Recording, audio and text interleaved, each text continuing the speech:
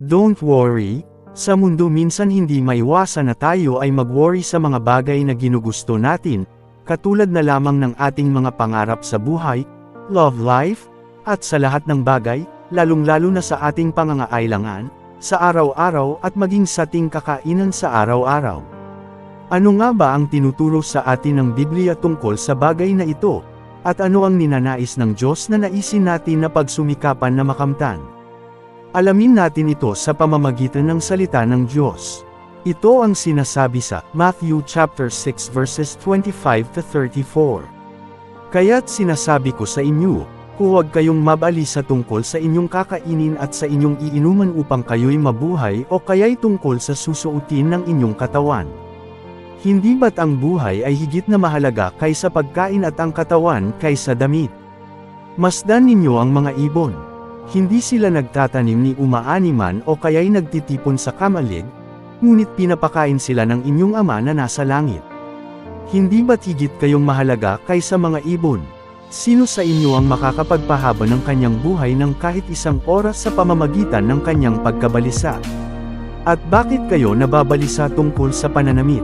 Isipin ninyo kung paano tumutubo ang mga bulaklak sa parang, hindi sila nagtatrabaho ni gumagawa ng damit. Ngunit sinasabi ko sa inyo, kahit si Solomon na napakayaman ay hindi nakapagdamit ng singganda ng isa sa mga bulaklak na ito, kung dinaramtan ng Diyos ang damo sa parang, nabuhay ngayon, at kinabukasan ay iginagatong sa kalan, kayo pa kaya. Kay liit ng inyong pananampalataya sa Kanya. Kaya't huwag kayong mag-alalang baka kayo kapusin sa pagkain, inumin o damit, hindi ba't ang mga hentil ang nababahala tungkol sa mga bagay na iyan? Alam na ng inyong ama na nasa langit na kailangan ninyo ang lahat ng iyan, ngunit higit sa lahat ay pagsikapan ninyo na kayo'y pagharian ng Diyos at mamuhay ng ayon sa Kanyang kalooban, at ibibigay niya sa inyo ang lahat ng inyong pangangailangan. Kaya nga, huwag ninyong ikabalisa ang para sa araw ng bukas, dahil ang bukas ang bahala sa sarili nito. Sapat na ang inyong mga suliranin sa bawat araw. Amen.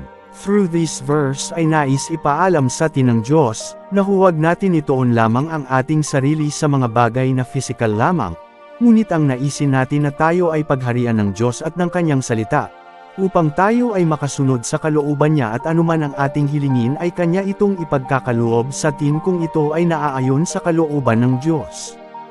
Amen. Ikaw para sa iyo paano sa iyong buhay naghahari ang Diyos? Comment muna yan sa ating comment section para ating pag-usapan. Thank you.